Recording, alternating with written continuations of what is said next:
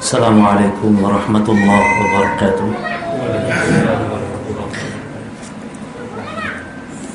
Alhamdulillahirabbil alamin.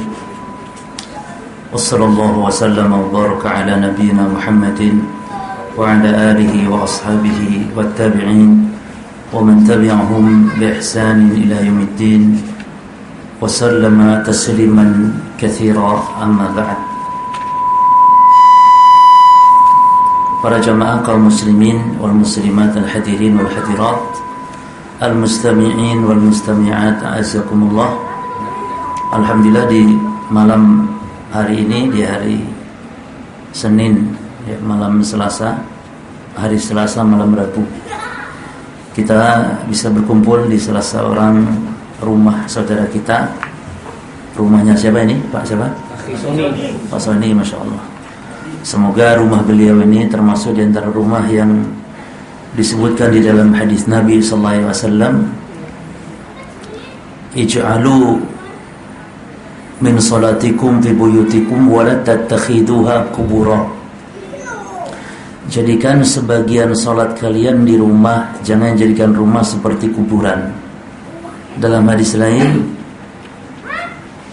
la taj'alu buyutakum maqabir fa inna syaitan yanfiru minal baiti alladhi tuqra'u fihi suratul Baqarah. Jangan jadikan rumah kalian seperti kuburan, karena syaitan akan lari dari rumah yang dibacakan padanya surah Al-Baqarah. Segi pendalilannya, semoga rumah saudara kita ini termasuk rumah yang tidak dikatakan Nabi rumah seperti kuburan, yaitu rumah yang sepi dari mengingat Allah, sepi dari beribadah kepada Allah.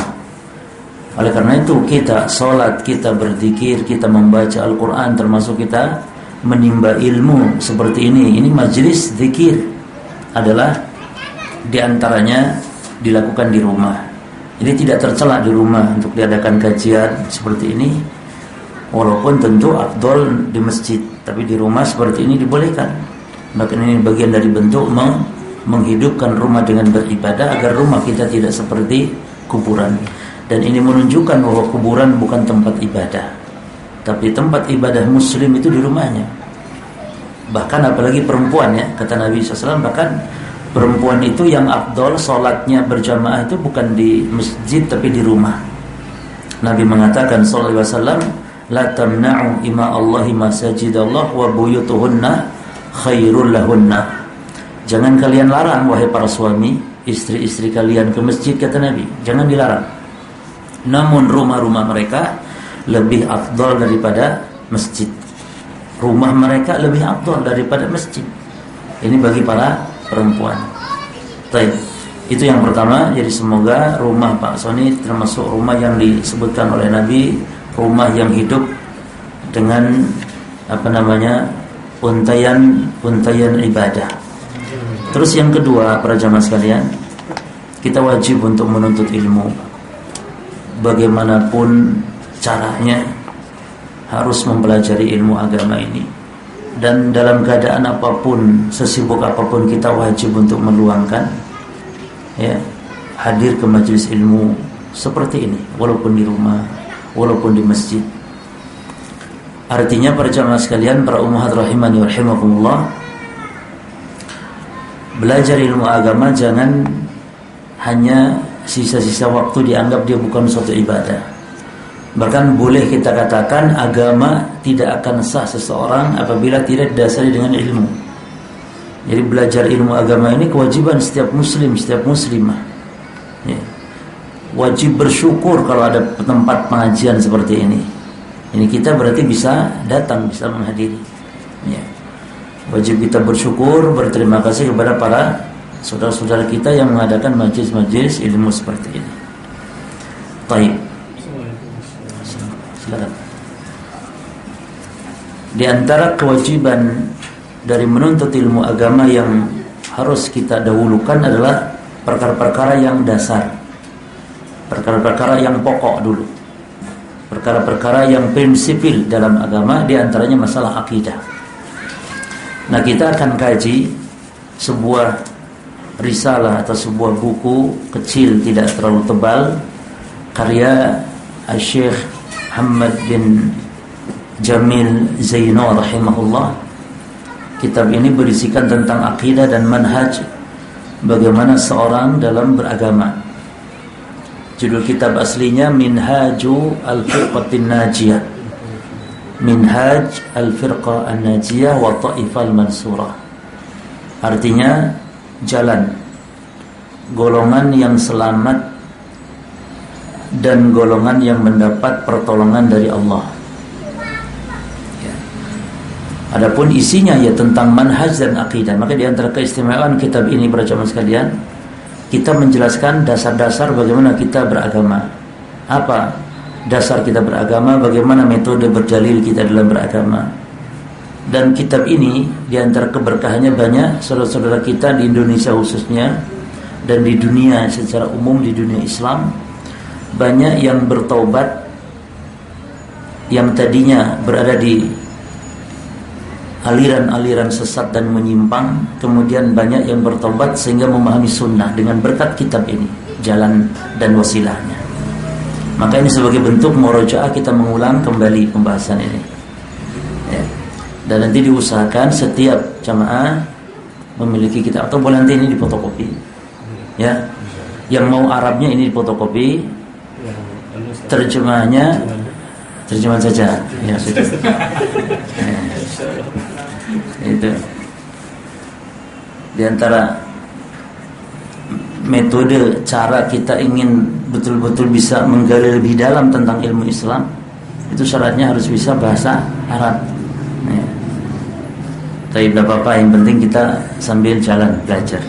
Baik, jadi nanti diusahakan ada bukunya walaupun terjemahan mungkin tidak apa-apa.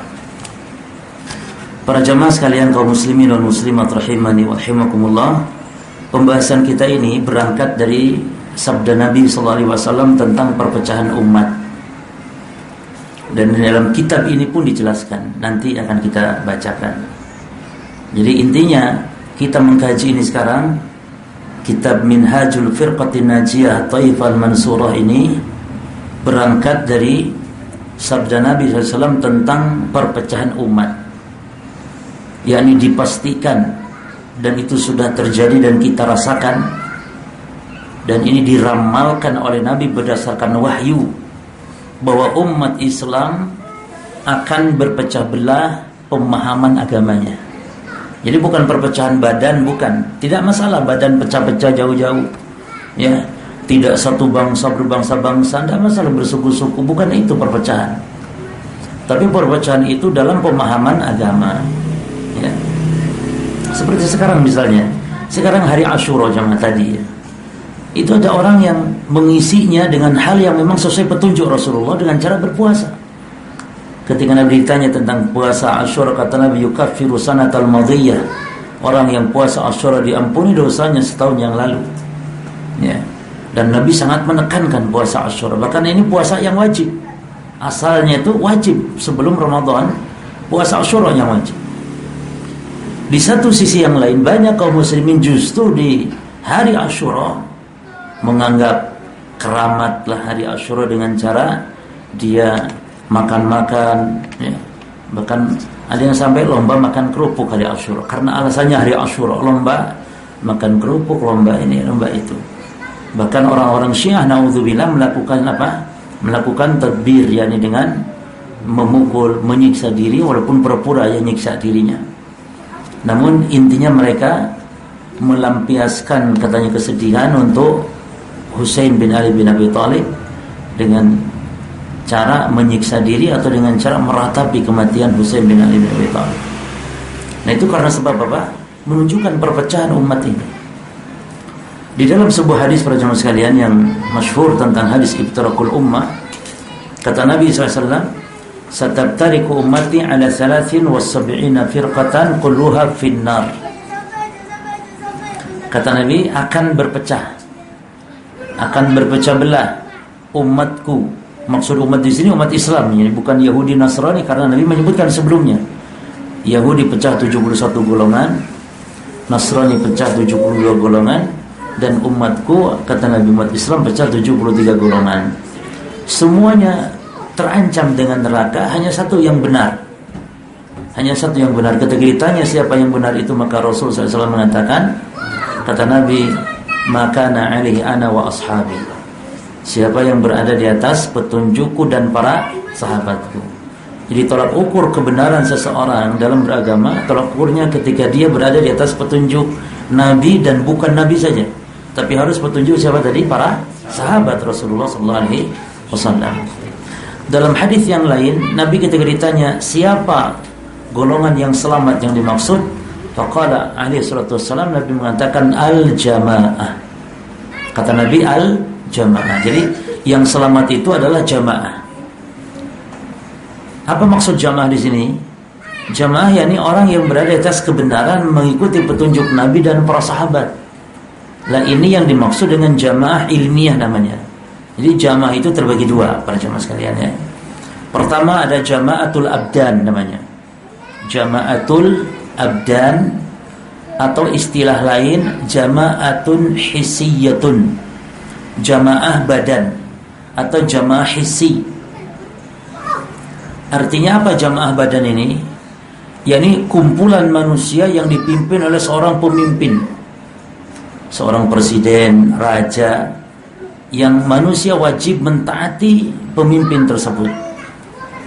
Seperti kita ini, satu jamaah itu dari Sabang sampai Merauke itu jamaah, yakni kumpulan manusia yang dipimpin oleh pemimpin yang memiliki kekuasaan kepada manusia, itu jamaah. Dan kita diharamkan menyempal dalam jamaah yang ini pun. Tidak boleh seorang muslim menyempal. Tidak boleh seorang muslim tidak mau taat misalnya, atau memberontak misalnya kepada pemimpin atau penguasa yang sah, yang telah diangkat oleh manusia. Nah, yang kedua, jamaah yang dimaksud tadi oleh Nabi disebutkan dalam hadis tentang perpecahan umat. Yang kedua, jama'atu diniyah atau jama'atul adyan, jamaah agama, atau jamaah diniyah, atau jamaah disebut lagi ilmiyah namanya. Nama lainnya, istilah lainnya jamaah apa? Ilmiyah. Atau istilah lain lagi jamaah ma'nawiyah. Ada berapa nama berarti? Jamaah diniyah atau jamaatul adyan, sama din. Yang kedua nama lainnya jamaatul ilmiyah, atau yang ketiga jamaatul ma'nawiyah, ma'nawi. Ini bukan hissi, lawan dari makna ini hissi. Nah, ini tidak lihat jumlah, tapi tolak ukurnya berada atau tidaknya di atas kebenaran. Lah inilah yang dimaksud oleh Ibnu Mas'ud radhiyallahu anhu, perkataan beliau al-jama'atu. Kalau ini perlu dicatat kayaknya, perkataan Ibnu Mas'ud, al-jama'atu ma wafaqal haqqa walau kunta wahdaka. Al-jama'atu, jamaah adalah ma wafaqal haqqa, apa-apa yang sesuai dengan kebenaran. Wa in kunta wahdaka, walaupun engkau sendirian. Nah, jadi jamaah yang sendirian ini asal ada di atas kebenaran, itu jamaah apa namanya? Jamaah diniyah, jamaah ma'nawiyah, jamaah ilmiah. Adapun kalau jamaah yang harus banyak dan dipimpin oleh seorang imam, pemimpin, itu jamaah al-abdan, jamaatul badan, jamaatul abdan, atau jamaatul hissiyatun, jamaah secara indrawi, nampak, jelas. Kalau ini tidak nampak kebenaran, sifatnya maknawi. Nah, jadi para jamaah sekalian, kita wajib untuk menjadi jamaah yang disebutkan Nabi dalam hadis tadi. Yang disebutkan dalam hadis yang lain itu golongan yang selamat. Inilah buku yang akan kita kaji. Maka disebutkan judulnya oleh mu'allif, disebutkan al-firqah an-najiyah, golongan yang selamat, wa ta'ifal mansurah, dan kelompok yang ditolong oleh Allah Subhanahu wa taala. Yani selamat bagaimana maksudnya jemaah? Selamat di dunia dari kesesatan dan selamat di akhirat dari azab. Jadi dua ya selamat itu. Selamat di dunia dari kesesatan dan selamat di akhirat dari azab. Nah, inilah hakikat keselamatan. Seseorang ketika diberi hidayah oleh Allah di atas Islam yang hak, Islam yang lurus, pemahaman sesuai dengan petunjuk Rasul dan para sahabat, ini sebuah nikmat. Seseorang ketika berada di atas sunnah Nabi sallallahu alaihi wasallam. Ya. Kita mulai baca kitabnya. Berkata muallif, Bismillahirrahmanirrahim. Beliau mengawali kitabnya dengan basmalah. Ini namanya basmalah. Tapi kalau cuman bismillah saja itu namanya tasmiyah. Ya. Kalau ini namanya apa? Basmalah. Jadi basmalah itu lafaz bismillahirrahmanirrahim. Sebagaimana hamdalah itu lafaz alhamdulillahirabbil alamin. Tapi tahmid itu lafaz alhamdulillah.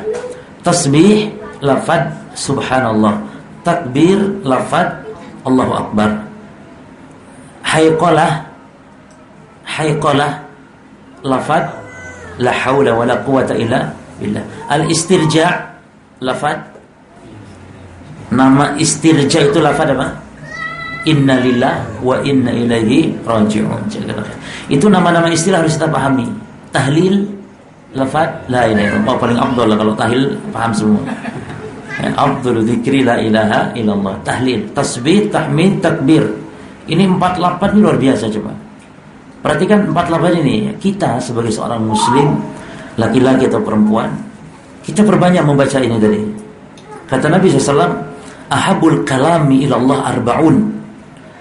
Kalam, ucapan, lafaz yang paling dicintai Allah ada 4. Nabi mengatakan subhanallah, alhamdulillah, la ilaha illallah, Allahu akbar.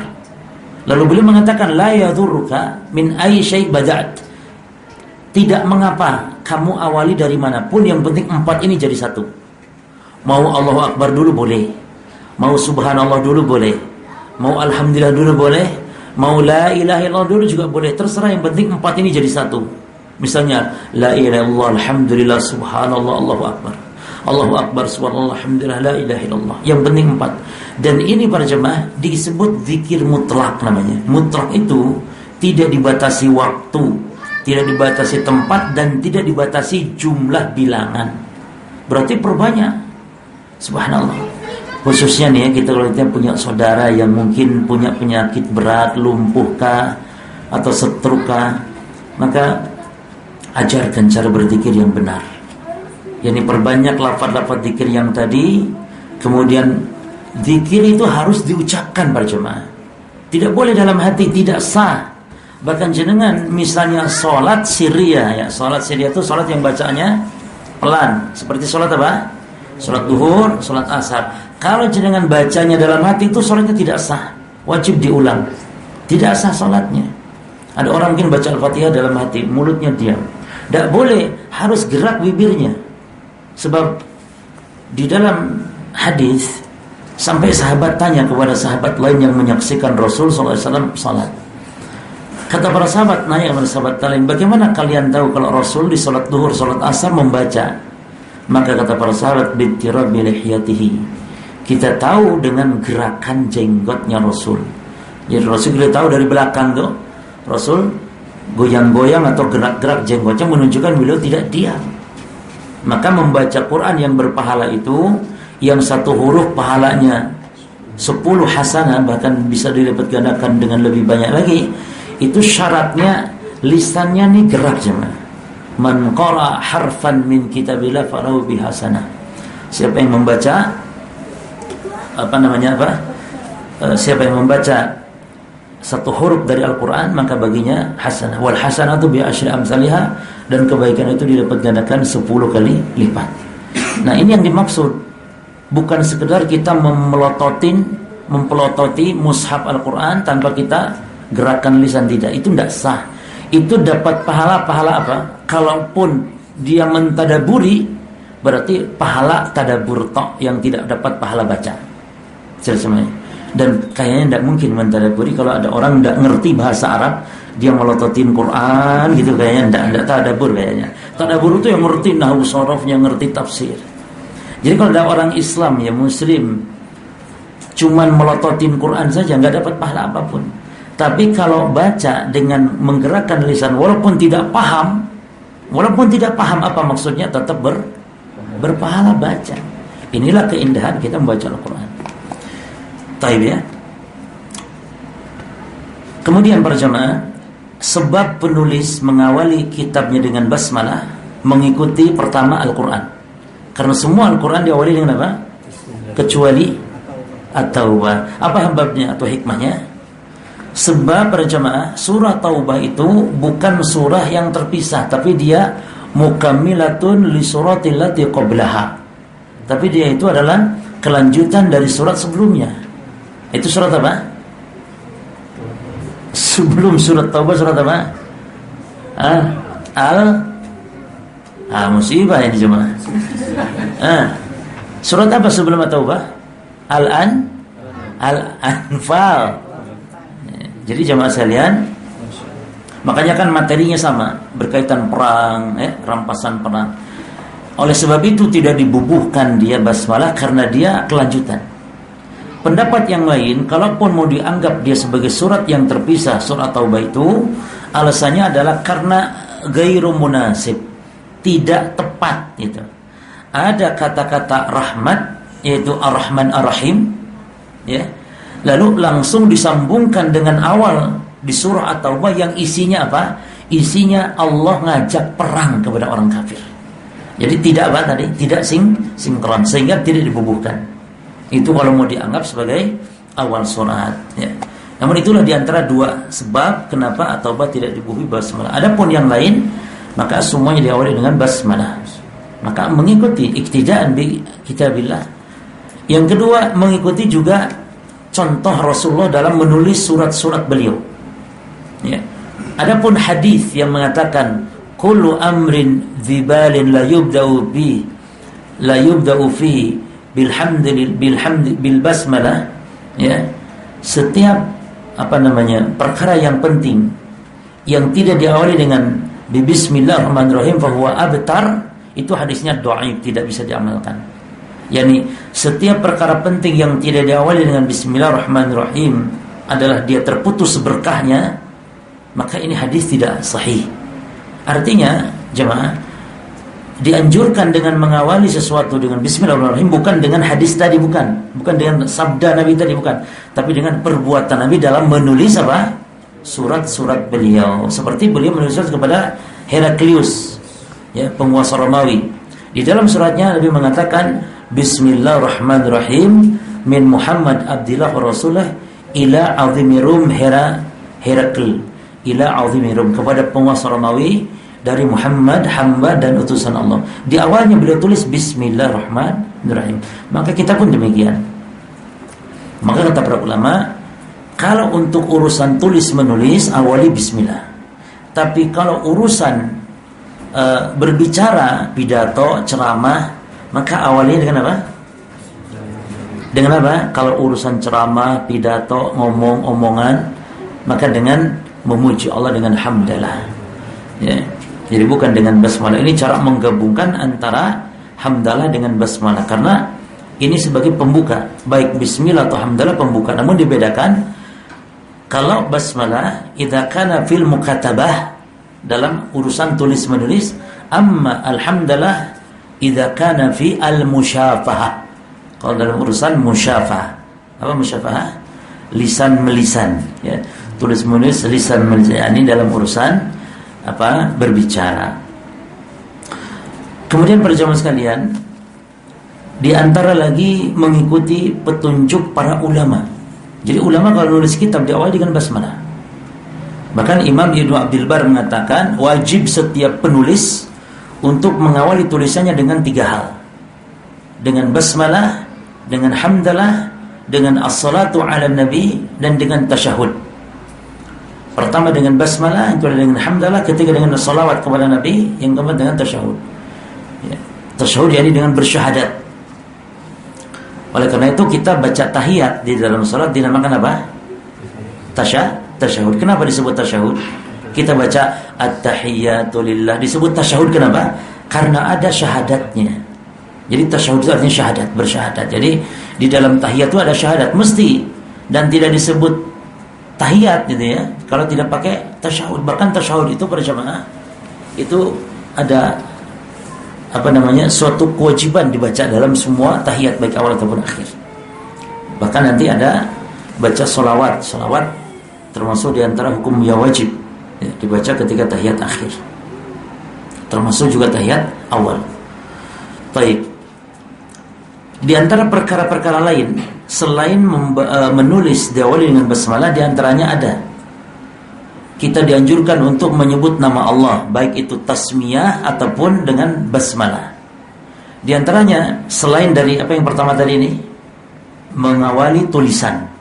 Yang kedua jamaah sekalian, ketika seseorang akan keluar rumah, itu dianjurkan untuk menyebut nama Allah. Disebutkan dalam hadis kata Nabi SAW, idza kharaja rajul min baitihi, dalam hadis riwayat Ashabus Sunan ya, hadis riwayat Abu Dawud, Tirmidzi dan yang lainnya. Idza kharaja rajul min baitihi, apabila seseorang keluar dari rumahnya, di depan pintu rumah dia baca, summa qala, lalu membaca bismillahi. Nah ini dia, tawakkaltu 'ala Allahi la haula wala quwwata illa billah. Sampai sini loh cuman, tidak ada tambahan aliyil azim, tidak ada. Kita tidak boleh.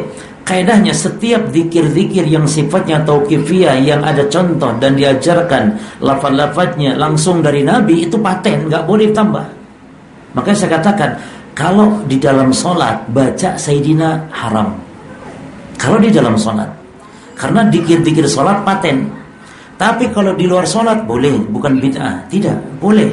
Karena Nabi adalah Sayyid. Boleh membaca Allahumma sholli ala Sayyidina wa Habibina wa Qudwatina wa Syafi'ina wa apalagi, terserah wis, sanjung Nabi wis ya. Tapi kalau dalam sholat nggak boleh Allahumma sholli ala Habibina wa nggak boleh, harus paten Allahumma sholli ala Muhammad. Mana dalilnya coba? Dalil kalau zikir dari Nabi, doa dari Nabi itu nggak boleh ditambah, dikurangi, dirubah sedikit pun nggak boleh. Hadis tentang doa ketika mau tidur yang diajarkan oleh Nabi kepada sahabat Al-Bara' bin Azib radhiyallahu anhu.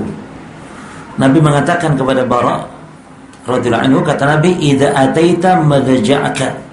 Perhatikan di sini ya. Wahai Al-Bara', kata Nabi, kalau kamu mau tidur, yakni kamu baringkan badanmu di pembaringanmu, maka kata Nabi, falyatawadda wudu'aka lis-shalah. Yang pertama, wudulah kamu seperti wudunya mau salat. Itu satu. Yang kedua kata Nabi, wattaji ala shikkikal aiman. Lalu baringkanlah, rebahkanlah badanmu di lambungmu yang bagian kanan. Ini begini, ini lambung kita ya, kanan di sini. Jadi tidur itu lambungnya kanan, bukan kiri. Dan coba kalau dicek nanti secara ilmu medis pun, masya Allah, ternyata tidak sehat kalau di lambung yang kiri kita tidur. Jadi tidur berbaring miring lambung kanan. Kemudian sumakul, lalu baca kata Nabi. Apa tadi? Wudu. Setelah wudu baring lambung kanan, kemudian azan belum. Kemudian baca kata Nabi. Apa bacaannya? Ya. Siapa yang bisa? Allahumma aslamtu wajhi ilaik wa fawwadtu amri ilaik walja'tu dhuhri ilaik raghbatan wa rahbatan ilaik la malja wa la manja minka illa ilaik. Allahumma amantu bi kitabika alladhi aman wa bi kitabika alladhi anzalta wa bi nabiyyika alladhi arsalta. Terus kata Nabi, waj'al akhiru, dan jadikan ini akhir yang kau baca. Jadi 4 syaratnya. 1 berwudu, kedua berbaring di lambung kanan ketika baca doa tadi. Lalu yang keempat apa? Jadikan akhir yang kau ucapkan. Jadi kalau orang ngobrol yang lain lagi, misalnya kan suami istri mau tidur tuh biasa ngobrol dulu. Misalnya, Bu, besok masak apa? Soto lah, soto wes. Misalnya ngomong soto, padahal tadi sudah baca doa tadi tuh. Berarti kalau ngomong soto kayak tadi itu diulang lagi doa yang tadi. Jelas ya jemaah? Jadi kalau sudah baca doa itu ojo ngobrol lagi, itu yang akhir yang dia baca. Langsung lep tidur. Nah, apa jaminannya? Fa immutta fa anta 'alal fitrah. Kalau kamu mati di malam itu, kan banyak orang tidur enggak bangun lagi. Tapi tahu-tahu ada di dalam barzakh. Maka kalau kamu mati di atas iman Islam, mati di atas fitrah, mati husnul khatimah. Ya. Nah, yang menarik di sini para jemaah, Al-Bara' bin Azib ketika wa binabiyyika alladzi arsalta, beliau ganti ketika beliau dibacakan di hadapan Rasul, diganti sama beliau. Mungkin merasa lebih keren atau lebih mantap, lebih pas, diganti wa binabiyyika alladzi arsaltanya, wa binamika diganti sama al-bara. Diganti apa? Diganti wa bi rasulika alladzi arsalta. Dari segi bahasa lebih pas kayaknya. Iya kan? Wa bi rasulika alladzi arsalta, iya kan? Lebih pas. Namun apa kata Nabi? La, jangan. Wa bi nabiyyika alladzi arsalta. Kata Nabi tidak boleh, tapi wa bi kan Nabi arsalta. Jemaah lihat, Nabi dirubah dengan lafaz Rasul saya enggak boleh. Padahal lebih mantap Rasul itu daripada Nabi. Mana yang afdal? Rasul. Nah, kita salat dulu ya. Nah, terus nanti apa? Balik lagi? Nah, baik. Subhanakallahumma bihamdika asyhadu an la ilaha illa anta astaghfiruka wa atubu ilaik. Wassalamualaikum warahmatullahi wabarakatuh. Nah, baraka ala nabiyina Muhammadin wa ala alihi wa ashabihi wat tabi'in wa man tabi'ahum bi ihsan ila yaumiddin wa sallama tasliman katsira. Amma ba'd. Para jemaah kaum muslimin rahimani wa rahimakumullah, kita melanjutkan pembahasan dari kitab Minhaj Al-Firqah An-Najiyah At-Taifah Al-Mansurah karya Syekh Muhammad bin Jamil Zaino rahimahullah taala. Insyaallah untuk pertemuan yang akan datang kita bacakan mukadimah. Sekarang kita selesaikan pembahasan tentang basmalah, yaitu tentang hukum terkait basmalah, yakni kenapa muallif mengawali kitabnya dengan basmalah.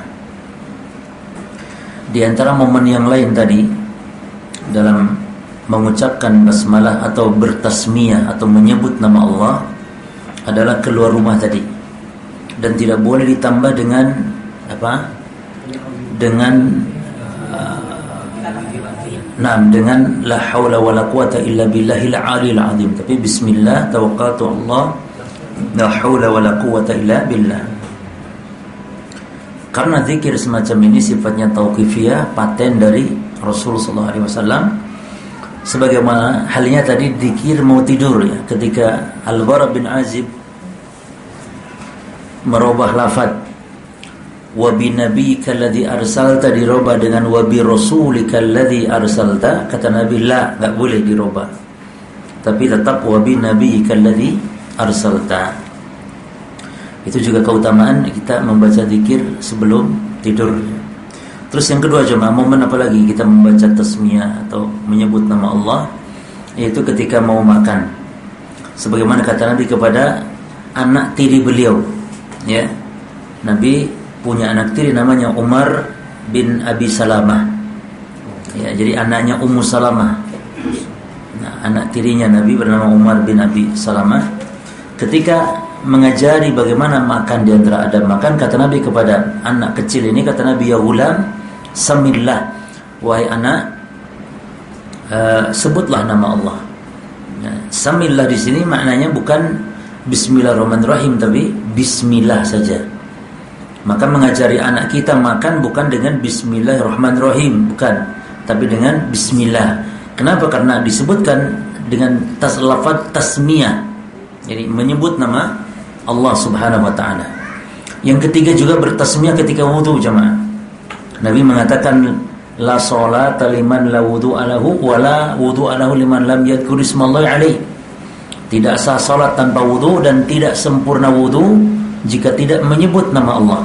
Nah, menyebut nama Allah juga lafaznya bukan bismillahirrahmanirrahim, tapi apa?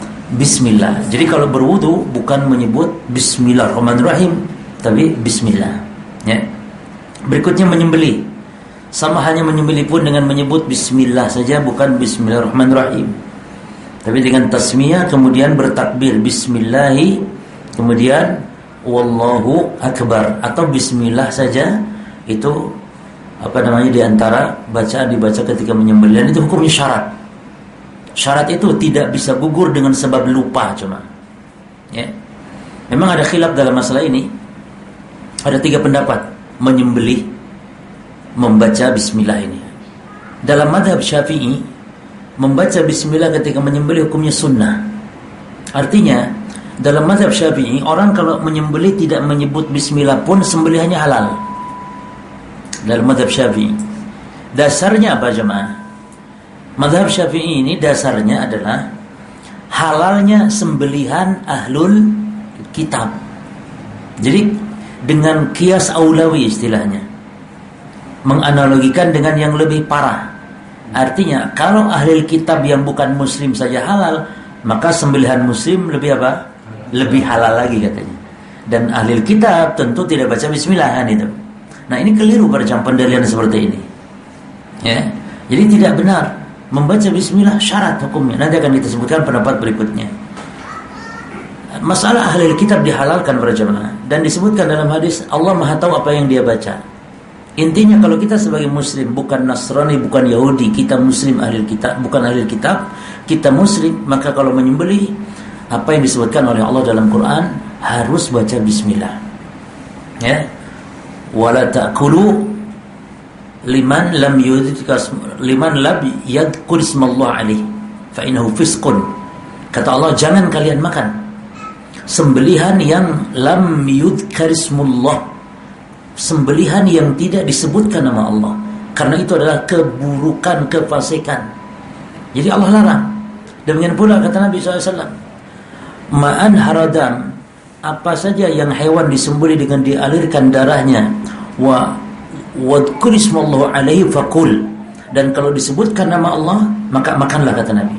Artinya berarti sembelihan yang hewan yang tidak disembelih dan tidak disebutkan nama Allah berarti tidak boleh tidak boleh dimakan. Jadi dua syaratnya, dialirkan darah walaupun dibacakan bismillah tapi tidak dialirkan darahnya, dengan digetok kepalanya hewan misalnya, dipukul dengan besi mati dia, tetap nggak boleh dimakan.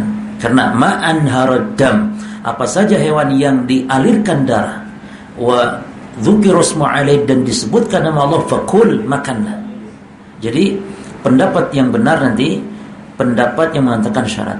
Pendapat yang kedua, menyembelih hukumnya jemaah wajib ya, ketika ingat dan dimaafkan ketika lupa. Artinya pendapat yang kedua ini, menyembelih baca bismillah itu ya, atau baca bismillah ketika menyembelih itu hukumnya wajib kalau ingat saja. Kalau lupa berarti boleh, halal apanya, konsekuensinya kalau lupa halal sembelihannya. Dasarnya apa? Dasarnya tentang lupa itu dimaafkan atas umat ini. Innallaha tajawaza ala ummati an-nisyan wal khata' mastukrihu alaih. Allah memaafkan umatku, kata Nabi, perkara yang dia dilakukan karena lupa, karena tidak sengaja, dan karena dipaksa. Jadi apa-apa yang lupa maka dimaafkan oleh Allah. Nah, pendapat yang ketiga ini yang benar, yang kuat, yaitu hukumnya syarat.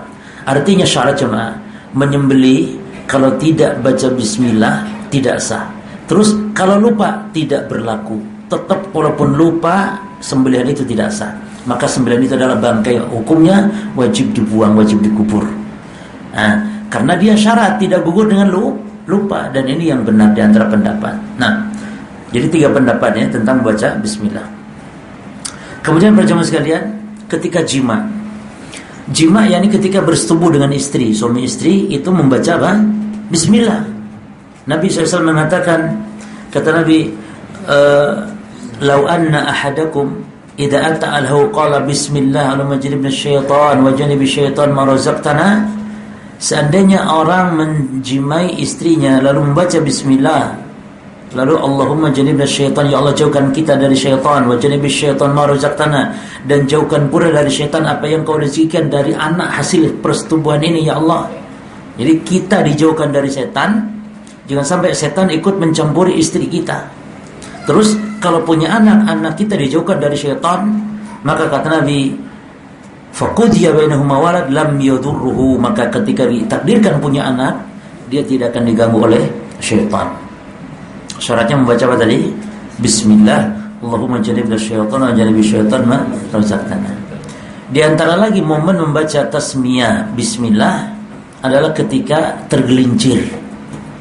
Ini banyak ya, kepleset, tergelincir, kejedot, nabrak, apa saja yang sifatnya dadakan seperti itu, tergelincir, kepleset, kejedot, itu bacanya apa? Bismillah. Bismillah. Banyak dari kita apa? Innalillah. Dan innalillah tok lagi. Mending kalau dilanjutkan sih lumayan. Innalillah wa inna ilaihi raji'un. Ini enggak. Innalillah tok. Apa makna innalillah? Ya. Enggak boleh berjemaah. Bahkan ada lagi kata-kata kufur, orang yang baca main singkat. Apa? La haula, ya, la quwata. Cuman gitu, berarti maknanya Allah tidak punya kekuatan. Itu kan kekufuran namanya. Allah lemah berarti namanya. La haula wa la quwata illa billah. Itu maksudnya ya. Jadi tergelincir. Disebutkan dalam hadisnya ada orang yang naik unta tergelincir, lalu dia malah mencela. Kalau bahasa kita ta'isha, yakni kurang ajar, sialan, atau naudzubillah ya, bahasa-bahasa lain keparat misalnya, itu Nabi larang kalau tergelincir. Termasuk misalnya barangkali ibu-ibu ummahat kadang-kadang suka latah kalau kepleset. Ya. Copot, copot. Jatuh. Tak boleh ibu-ibu. Baca apa? Bismillah. Nih, taib. Yang ketujuh, memasukkan mayit ke lahat. Itu baca bismillah. Bismillahi wa ala millati Rasulillah. Jadi ini momen-momen ditekankan kita menyebut nama Allah Subhanahu wa taala. Lalu dibaca lagi ada zikir pagi, zikir petang. Itu yang pakai lafaz bismillah. Ada yang bisa? Ya. Apa bacanya? Bismillahilladzi la yadurru ma'asmihi syai'un fil ardi wa la fis samaa'i wa as-sami'ul alim. Dibaca 3 kali.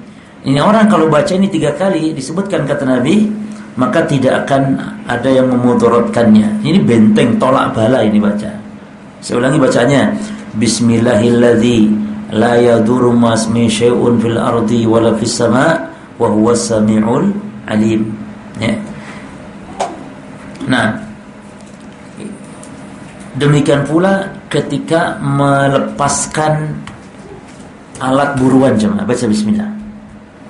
Artinya kalau kita berburu, melepaskan anjing buruan, dan alat berburu hanya 2 jemaah ya. Pertama jawarih, pertama binatang buruan yang terlatih, dan yang kedua adalah benda tajam yang bisa mematikan ya, yang bisa mengalirkan darah.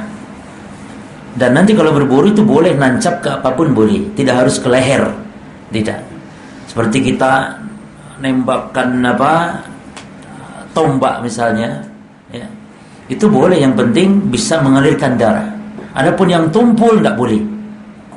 Makanya ketepel nggak boleh dijadikan untuk berburu, karena ketepel tidak mengalirkan darah. Ya. Ketepel paling membuat apa? Binatang picak sebelah mungkin, ya. Nggak bisa nggak bisa mengalirkan darah. Nah, ketika kita melepas binatang buruan, anjing kah, harimau, barangkali itu punya harimau, atau burung apa yang biasa berburu. Nah, ketika melepas baca apa? Bismillah. Nah, nanti ketika mati buruan, ditangkap sama binatang kita, maka halal. Tidak perlu kita untuk menyembelih lagi. Nah, namun dengan syarat jawari harus terlatih jemaah. Terlatih, dan syarat terlatih 3. Syarat terlatih ada berapa? 3. Pertama, idza starsala istarsal. Kalau dilepas, maka dia akan lepas. Artinya kalau binatang itu terlatih, cirinya kalau dilepas dia akan lepas, akan berburu. Tapi kalau ada binatang kita lepas, malah golek-golek rempeyek, malah golek-golek muter-muter. Nah, itu berarti binatang itu bodoh, haram itu buruannya. Jadi harus dilepas ya, berlepas. Yang kedua syaratnya cuma, kalau disuruh berhenti, ya, binatang itu akan berhenti berburu. Tapi kalau binatang disuruh berhenti terus saja masih cari-cari buruan, itu bodoh, berarti nggak boleh dia dimakan sembelihannya, buruannya. Jelas ya? Syarat ketiga apa jemaah? Kalau dia berburu mendapat binatang buruan, itu diberikan kepada kita dan dia tidak makan sedikit pun. Kalau dia makan lalu sisanya kasih ke kita, nah, itu kurang ajar berarti. Berarti binatang itu bodoh, dan binatang yang bodoh buruannya apa? Haram. Manusia pun kalau bodoh, itu manusia yang tidak dikehendaki kebaikan oleh Allah. Jadi luar biasa cuma ya dalam Quran. Binatang yang pintar saja itu buruannya halal. Bagaimana dengan kita manusia? Maka kemuliaan dimuliakan dengan ilmu. Ya, baik. Saya kira cukup insyaallah. Ini yang bisa kita sampaikan. Kemudian mungkin nanti untuk pembahasan berikut kita akan baca langsung di muqaddimah. Ya, sudah selesai pembahasan tentang bagaimana momen-momen anjuran untuk membaca Bismillahirrahmanirrahim. Kalau ada yang bertanya silakan. Ya.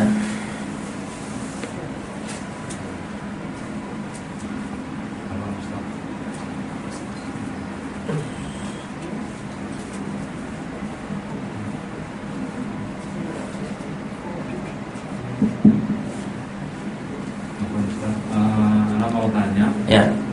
Apakah adab-adab dalam rumah, terutama di dalam rumah tangga itu semuanya dikaitkan dengan penjagaan dari godaan setan misalnya, dan adab-adab tersebut yang di dalam rumah tangga itu, seumpama di dalam rumah kita itu sudah ada penghuninya, apakah kalau sudah kita terapkan yang tadi diajarkan sama Ustaz, apa setan-setan tersebut bisa hilang dari rumah kita, Ustaz? Baik.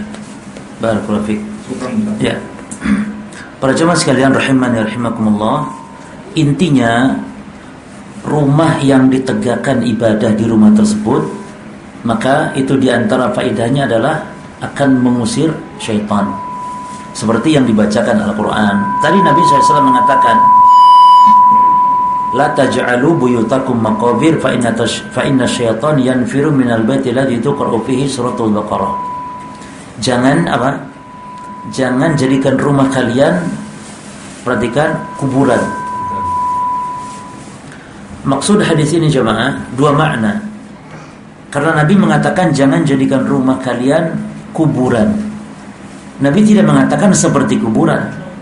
Makanya makna yang pertama bisa dimaknai secara zahirnya, yakni jangan ngubur orang di rumah. Tidak boleh. Ngubur orang di rumah, maksud di rumah itu ya di halaman rumah, di pinggir belakang rumah, enggak boleh. Bahkan kerugiannya, rumah yang ada kuburannya itu kalau mau dijual pun rusak harganya. Enggak ada orang mau beli. Ya, mau dibawa kemana kuburannya? Maka Syekh Utsaimin mengatakan tidak boleh. Dan beliau pun menyarankan kubur. Dan tidak ada contoh dari para salafus saleh menguburkan jenazah di rumah, tapi di mana? Di pemakaman kaum muslimin. Adapun Rasul dikuburkan di kamarnya. Karena kekhususan sebagai Nabi dan Rasul tidak dikuburkan kecuali di tempat di mana dia meninggal. Jadi kalau ada seorang Nabi misalnya mati di tengah alas misalnya, ya dikuburkan di sana. Tidak boleh dibawa-bawa kemana-mana. Ya, seandainya. Makanya setiap Nabi meninggal harus dikuburkan di tempatnya. Itu kekhususan beliau. Nah, jadi mana yang pertama, tidak boleh ngubur jenazah di rumah. Makna yang kedua, ini dengan maknawi, yakni jangan kalian menjadikan rumah seperti kuburan yang sepi dari apa? Dari ibadah. Tidak sholat, tidak baca Quran. Nah, ini isyarat menunjukkan kalau kuburan bukan tempat baca Al-Quran. Nah, lalu kata Nabi, inna syaitan yanfiru, syaitan akan lari dari rumah yang dibacakan padanya surah Al-Baqarah. Di antara lagi adab-adab di rumah, adab-adab Islam digunakan, misalnya tidak boleh memajang gambar-gambar, foto-foto makhluk bernyawa. Ini juga dalam rangka untuk mengusir syaitan, karena syaitan tidak akan ada di rumah kecuali kalau rumah itu ada gambar-gambar makhluk bernyawa, ya, patung-patung dan semisalnya. Mana dasarnya? Dasarnya kita bukan dari kata orang atau dari pengalaman, tapi langsung dari hadis Nabi. Ketika Nabi mengatakan malaikat la tadkhulu malaikatun baitan fiha surah aw qalb, malaikat tidak masuk rumah yang ada gambar surah dan ada anjingnya. Nah, ini para jamaah sekalian, maksudnya apa? Diambil kesimpulan, malaikat tidak masuk rumah yang ada gambar makhluk bernyawa dan ada anjingnya. Berarti maknanya yang masuk siapa? Kalau tidak malaikat masuk, maknanya syaitan yang masuk. Kalau ada gambar makhluk bernyawa. Ini dasar pendalilannya jemaah. Dan surah, apa kata Nabi dalam hadis Ibnu Abbas? Nabi mengatakan as-suratu hiyar ra'su fa idza quti'ati ra's laysat bisurah. Surah yang dimaksud gambar, maksudnya apa? Gambar makhluk bernyawa yang ada kepalanya. Kalau dipotong kepalanya maka tidak lagi dinamakan gambar makhluk bernyawa. Maka sering saya sampaikan di majelis-majelis, kalau jenengan mau memajang gambar makhluk bernyawa silakan, tapi buang kepalanya. Ini tinggal badannya tok jenengan, silakan. Kan ada tuh foto-foto mantenan banyak, silakan. Itu kepalanya potongin semua, tinggal badannya tok. Bukan surah lagi. Misalnya jenengan kadung membeli kursi atau sofa yang ada gambar ular naga kepalanya, maka tinggal dia tinggal dibuang, digergaji kepalanya. Itu sudah boleh dimanfaatkan, ya. Ini diantara adab-adab Islami yang kalau digunakan bisa mengusir syaitan. Termasuk nanti sering kita mengamalkan zikir seperti membaca bismillah ketika makan, kemudian masuk rumah membaca bismillah. Ini membuat syaitan lari, bahkan syaitan tidak bisa makan di rumah kita. Termasuk para jemaah dengar musik dan semisalnya, ya. Itu termasuk mengundang. Pokoknya intinya segala kemaksiatan di rumah akan mengundang datangnya syaitan. Waliyadzubillah. Nasallahu salama wal afiyah. Nah, mengapa harus ada perbedaan tasmiyah dan basmalah? Nah, tasmiyah bukan tasniyah ya, tasmiyah ini namanya menyebut nama Allah dengan menggunakan lafaz bismillah saja. Tapi ya tanpa saja kalau jadinya tanpa pokoknya bismillah. Adapun kalau basmalah ditambah dengan ar-Rahman ar-Rahim. Nah, ini diantaranya hikmah atau bedanya adalah ketika membaca Al-Quran pakai bismillahirrahmanirrahim pada tempat tertentu. Nah, diantaranya misalnya para pengamat sekalian ya, masuk WC.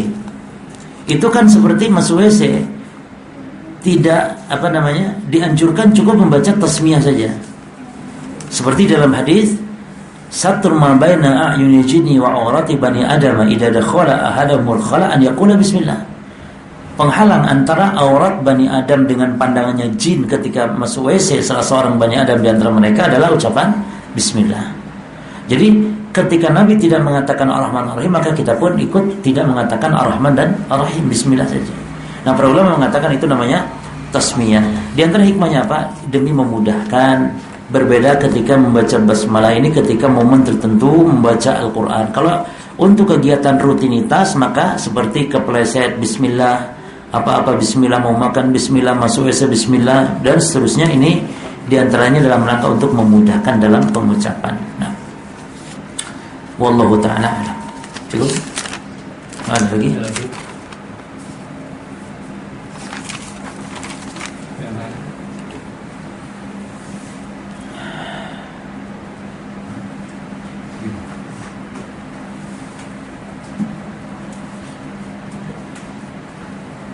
Ada yang ingin bertanya lagi dari Bapak atau dari akhwat atau para umahat? Sudah? Oh, ada. Betul. Misalkan gambar-gambar itu tidak kita baca, tapi ada di buku kita atau di HP. Itu bagaimana? Apa itu? Gambar. Oh ya. Bagus, barakallahu fiik. Gambar makhluk bernyawa yang dilarang dan diharamkan, dan ini jangan sampai ada pemahaman yang keliru, katanya yang diharamkan hanya gambar-gambar makhluk bernyawa yang sifatnya untuk disembah-sembah saja. Adapun kalau gambar pribadi, gambar tokoh, gambar-gambar tokoh atau pahlawan dan semisalnya, itu tidak mengapa. Ini keliru pemahaman, tidak ada pembedaan. Justru dilarangnya kita memajang gambar atau gambar makhluk bernyawa adalah justru dalam rangka menghindari hal-hal pengagungan. Apalagi kalau namanya tokoh dipajang, itu tentu diagungkan. Nah, yang dilarang yang bagaimana? Yang dilarang itu maksudnya yang dipajang. Yang dipajang. Bahkan kalau gambar itu untuk dihinakan, misalnya ketika Rasulullah SAW marah besar kepada Aisyah yang tirai dari tirai kainnya itu ada gambar makhluk bernyawanya, Rasul marah besar. Kata Rasulullah SAW, inna asyadan nasi adaban yaumul qiyamah al-musawwirun. Sesungguhnya manusia yang paling berat siksa di hari kiamat adalah para pelukis gambar makhluk bernyawa ini, kata Nabi. Lalu beliau merobeknya, menurunkannya. Kemudian oleh Aisyah radhiyallahu anha, kain tersebut dibelah dua, dijadikan bantal tempat duduknya Rasul sallallahu alaihi wasallam.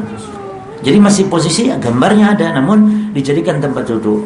Oleh karena itu kata para ulama, gambar-gambar makhluk bernyawa ini dibolehkan kalau dijadikan untuk alat-alat untuk diinjak, diduduki, bukan untuk dimuliakan, diagungkan atau untuk dipajang. Maka seperti yang digunakan dalam piring, ada gambar makhluk bernyawa di piring, yang piringnya digunakan untuk makan, maka ini dibolehkan. Yang tidak boleh kalau piring itu adalah piring hiasan, kemudian dipajang ada gambar makhluk bernyawa, itu tidak bolehkan. Namun walaupun dipakai kalau untuk di baju misalnya, tetap tidak dibolehkan kalau untuk di baju dan yang misalnya. Yani di keset-keset misalnya, atau di tikar-tikar yang diduduki, maka itu diperbolehkan, tidak termasuk kepada yang larangan tersebut. Apalagi yang disimpan di aplikasi, di HP dan semisalnya, maka itu dibolehkan karena tidak dipajang. Tentu selama aman dari fitnah. Misalnya nyimpen foto perempuan orang lain. Nah, boleh tidak? Bukan gambarnya yang masalah, tapi fitnahnya yang masalah. Kenapa istri orang gambarnya disimpan di HP kita misalnya, atau anak gadis orang misalnya, atau artis fulaniah misalnya? Tidak boleh, berarti nyimpannya mengandung fitnah. Adapun kalau gambar-gambar makhluk bernyawa yang lain yang memang tidak melindungi kita, maka dibolehkan kalau di dalam aplikasi, di dalam HP dan semisalnya. Wallahu taala a'lam. Cukup jemaah? Ya, cukup ini dulu mungkin ya. Insyaallah mudah-mudahan pertemuan berikut kita bisa. Saya sarankan kalau yang bisa baca Al-Qur'an, yang memegang kitabnya seperti ini, silakan. Yang mau fotokopi ini juga silakan. Namun yang tidak, ya sudahlah, ngalah terjemahannya. Jadi tidak boleh ngaji itu, justru yang ngaji kitab itu ya kitabnya, perhatikan. Selama bisa baca Quran, insya Allah tidak masalah. Namun kalau huruf hijaiyah aja tidak ngerti, alif ba ta sa, ya repot, harus terjemahan. Tapi yang mampu baca Quran, kenapa? Ini kitab yang aslinya. Nah ini silakan difotokopi kalau mau. Hah? Atau tak kirim lewat PDF. Ini dulu jamaah yang bisa disampaikan, mudah-mudahan bermanfaat. Subhanakallahumma wa bihamdika, asyhadu an la ilaha illa anta, astaghfiruka wa atubu ilaik. Wassalamualaikum warahmatullahi wabarakatuh. Silakan.